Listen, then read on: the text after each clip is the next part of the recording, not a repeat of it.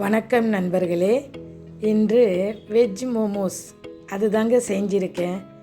நல்லா வந்திருக்குங்க. வாங்க எப்படி செய்கிறதுன்னு பார்க்கலாமா? அதுக்கு ஒரு மிக்சிங் பவுல் எடுத்துக்கோங்க.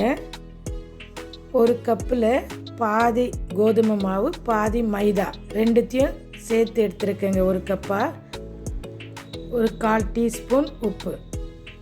இது எல்லாத்தையும் கலந்து விடுங்க. கலந்துட்டு கொஞ்சம் கொஞ்சமாக தண்ணி தெளித்து நம்ம சப்பாத்தி மாவு பதத்துக்கு இப்போ பிசைய போகிறோங்க. கொஞ்சம் நல்லா சாஃப்டாக வரணுங்க. நல்லா பிசைஞ்சு உருட்டி எடுப்போங்க. இது ஒரு அரை மணி நேரம் ஊறணுங்க. கையை வச்சு நல்லா மசிச்சு விடுங்க. இப்போ ஒரு தட்டு போட்டு மூடி வச்சிடலாங்க. ஒரு 1/2 hour ஊறட்டோங்க.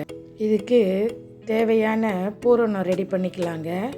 ஒரு பேனில் 2 அல்லது 3 ஸ்பூனு ஆயில் விட்டு, ஆயில் நல்லா காஞ்சதும் நம்ம பொடுசாக கட் பண்ணி வச்சுருக்கோம் இல்லைங்களா, கேப்சிகம் 1 கப்பு லைட்டாக வதக்கி விடுங்க. 1/4 கப்பு கார்ன், ஸ்வீட் கார்னுங்க, அதையும் ஒரு லைட்டாக வதக்கி விட்டுட்டு, நம்ம துருவி வச்சுருக்கோம் இல்லைங்களா கேரட்டு, இது ஃபுல்லாக பாயில் ஆகணும்னு இல்லைங்க, ஆஃப் பாயில் ஆனால் போதும். 1 கப்பு கேரட்டு, அதையும் நல்லா மிக்ஸ் பண்ணி விடுங்க. ஒரு பெரிய பவுலில் கேபேஜ் கட் பண்ணது, அதையும் நல்லா மிக்ஸ் பண்ணி விடுங்க.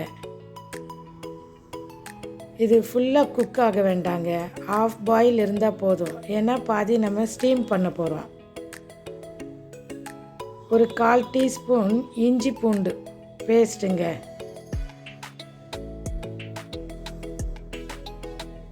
ஒரு 1/4 டீஸ்பூன் சோயா சாஸ்,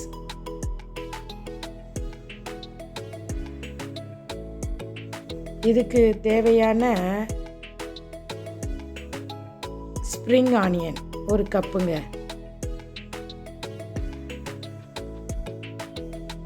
எல்லாத்தையும் சேர்த்து வதக்கிட்டு ஒரு 1/4 டீஸ்பூன் சால்ட், இது கூட பெப்பர் கூட கொஞ்சம் சேர்த்துக்கலாங்க. நான் அதை அவாய்ட் பண்ணிட்டேன், அவ்வளோதாங்க. இப்போ மாவை நல்லா பிசைஞ்சு விட்டுட்டு அதை உருட்டி சின்ன சின்ன கோலி சைஸுக்கு செய்ய போகிறோங்க.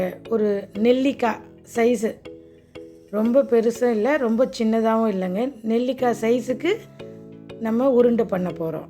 அதை சின்ன சின்னதாக கட் பண்ணி எடுத்துக்கோங்க. அதை ஒன்று ஒன்றா உருட்டி இது மாதிரி நம்ம ரவுண்ட் ஷேப்புக்கு கொண்டு வர போகிறோம். இதே போல் எல்லா உருண்டையும் உருட்டி வச்சுக்க வேண்டியதுதாங்க. இப்போ ஒரு கல்லில் சப்பாத்தி போல் நம்ம திரட்ட போகிறோம். நல்லா கொஞ்சம் மெல்லிசாக திரட்டுங்க. மெல்லிசாக திரட்டினா சாப்பிட்றதுக்கு நல்லா ருசியாக டேஸ்ட்டாக நல்லா இருக்குங்க, சாஃப்டாக இருக்குது.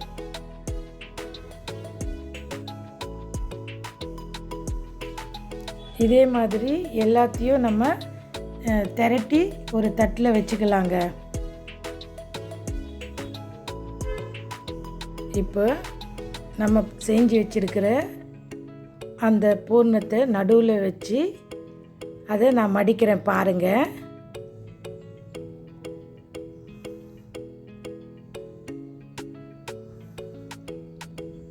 இது போல் மடித்து நம்ம பிடிக்க வேண்டியதாங்க. 1 சைடு மடித்தா போதும், 1 சைடு மடிக்க வேண்டியது இல்லைங்க. அதை அப்படியே நம்ம ஒட்டி விட்டுடலாம். ஃபஸ்ட்டு எனக்கும் கொஞ்சம் கஷ்டமாக தான் இருந்ததுங்க, செய்ய அது வந்துருச்சுங்க எனக்கு ஈஸியாக. இன்னொன்று செய்கிறேன் பாருங்கள்.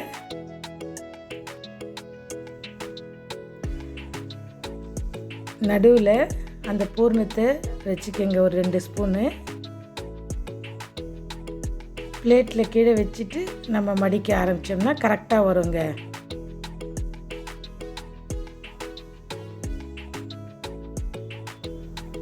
நம்மளுக்கு தேவையான டிசைன் பண்ணிக்கலாம். எனக்கு தெரிஞ்சது நான் பண்ணியிருக்கேங்க. அவ்வளோதாங்க. இதை எல்லாத்தையும் இதே மாதிரி நம்ம செஞ்சு வச்சுக்க வேண்டியதுதாங்க. இன்னொன்றும் செய்கிற பாருங்கள்.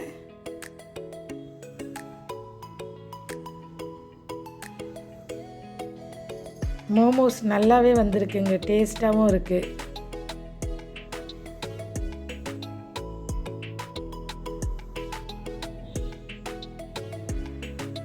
அவ்வளோதாங்க, முடிஞ்சிச்சுங்க. அழகாக வந்திருக்கு இல்லைங்களா? இதை எல்லாத்தையும் நம்ம இட்லி சட்டியில் வச்சு, இது இட்லி தட்டில் வச்சு நம்ம வேக வைக்க போகிறோங்க. நல்லா கொதிக்கட்டுங்க. தண்ணி கொதித்த பிறகு தான் நம்ம அந்த மோமோஸ் தட்டை வைக்க போகிறோம். இட்லி தட்டில் எண்ணெய் தடவிட்டு ஒவ்வொரு இதுவாக மோமோஸ் வச்சு உள்ளே வச்சு நம்ம மூடி போட்டு வேக வைக்க வேண்டியது தாங்க. 5 நிமிஷம் போதுங்க. 5 நிமிஷம் கரெக்டான டைமு. ஆமாங்க, 5 நிமிஷத்தில் ரெடி ஆயிடுச்சிங்க.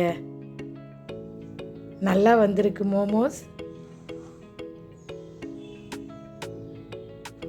பாருங்கள், பாத்திரத்தில் ஒட்டாமலே வருது. நல்லா வந்திருக்குங்க. இதை ஒரு பிளேட்டில் வச்சு டொமேட்டோ கெச்சப் வச்சு பரிமாற வேண்டியது தாங்க. பார்க்கவே நல்லா இருக்கு இல்லைங்களா?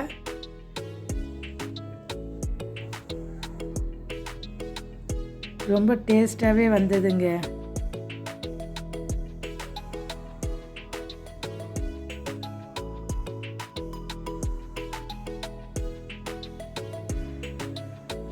சேர்ந்து சமைப்போம், சேர்ந்து ருசிப்போம். நன்றி நண்பர்களே.